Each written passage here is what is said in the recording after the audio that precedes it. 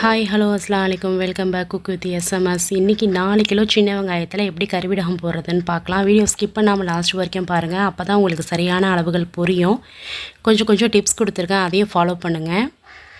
சின்ன வெங்காயத்தை தோல் உரித்து எடுத்து வச்சுக்கலாம். இப்போ எல்லாமே உரிச்சாச்சு. இதை நீங்கள் ரவுண்டாக கட் பண்ணிக்கோங்க. இன்றைக்கி அம்மா தான் கறிவிடகம் செய்ய போகிறாங்க. எப்படி செய்கிறாங்கன்னு பார்க்கலாம் வாங்க. 4 கைப்பிடி கல்லுப்பு சேர்த்துருக்காங்க.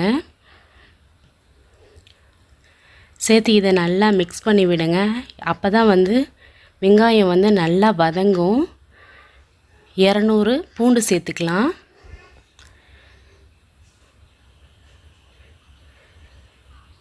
சேர்த்து நல்லா மிக்ஸ் பண்ணி விடுங்க. மஞ்சளை ஊற வச்சு அரைச்சி வச்சுருக்கோம். இது 50 மஞ்சள். அதையும் கொஞ்சமாக சேர்த்து நல்லா மிக்ஸ் பண்ணி விட்டுடலாம். நல்லா அடி வரைக்கும் மிக்ஸ் பண்ணுங்கள். அப்போ தான் வெங்காயத்தில் இந்த மஞ்சள் ஒட்டும். 50 கடுகு, 50 வெந்தயம், 100 சோம்பு சேர்த்துக்கலாம். வெள்ளை உளுந்து 100 கிராம், 50 ஜீரகம் சேர்த்து நல்லா மிக்ஸ் பண்ணி விடுங்க.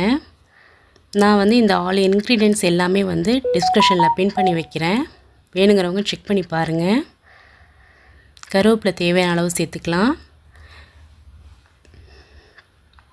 சேர்த்து நல்லா குலுக்கி விடுங்க. அப்போ தான் அடியில் உள்ளது மேலே வரும். ஒரு நைட் ஃபுல்லாக இந்த மாதிரி மூடி போட்டு ஊற வச்சிடலாம்.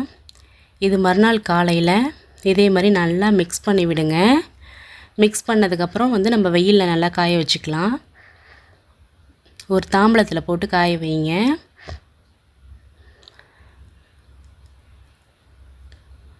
இடையில இந்த மாதிரி நல்லா கிண்டி விடுங்க. அப்போ தான் நல்லா காஞ்சி வரும். பெரியவங்க போடுற மாதிரியே நம்ம கறித்துண்டு, மிளகா, ஆணி எல்லாமே நம்ம சேர்த்துக்கலாம். சேர்த்து நான் 2 தாம்பளத்தில் சேர்த்து தான் காய வைக்கிறேன். சீக்கிரம் காஞ்சாதான் நம்ம உருண்டை பிடிக்க ஈஸியாக இருக்கும். இப்போ ஒரு 3 நாள் காஞ்சிருக்கு. இதில் நம்ம 100 ml விளக்கெண்ணெய் சேர்த்துக்கலாம்.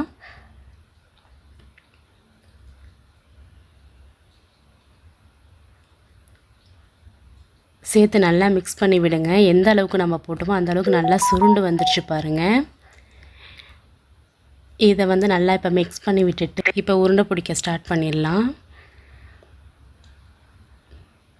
ஒரு கையால் கொஞ்சமாக எடுத்து இன்னொரு கையால் அமுக்கி விட்டு நல்லா பிடிங்க. அப்போ தான் நம்ம வெயிலில் காய வைக்கும் போது பிரியாமல் இருக்கும். நல்லா உங்கள் தெம்புக்கு நல்லா அழுத்தி விட்டு பிடிங்க.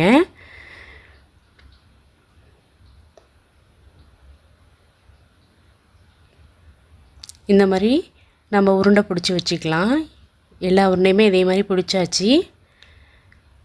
இதை நம்ம வெயிலில் காய வச்சிடலாம். இது மறுநாள் காலையில் கொஞ்சமாக விளக்கெண்ணெய் தொட்டு இந்த மாதிரி பிடிச்சி வைங்க. இதே மாதிரி ஒரு 3-4 டைம் இதே மாதிரி செஞ்சு காய வைங்க வெயிலில். மேக்ஸிமம் 22 நாள் தாராளமாக காயணும். உருண்டை காஞ்சிருச்சான்னு பார்க்குறதுக்கு இந்த மாதிரி தூக்கி விட்டு பார்த்தீங்கன்னாவே லேசாக இருக்கும். இப்போ 22 நாள் நல்லா காஞ்சிருச்சு. ஒரு பாக்ஸில் ஸ்டோர் பண்ணி வச்சுக்கோங்க. 1 இயர் ஆனாலும் கெட்டு போகாமல் இருக்கும். ஒரு மாதத்துக்கு ஒரு உருண்டைன்னு எடுத்திங்கன்னா கூட உங்களுக்கு 1 இயருக்கு தாராளமாகவே வரும். இப்போ எக்ஸ்ட்ரா இருக்கிற கறிவிடத்தை நான் கீரை சாம்பாரில் தாளித்து காட்டுறேன்.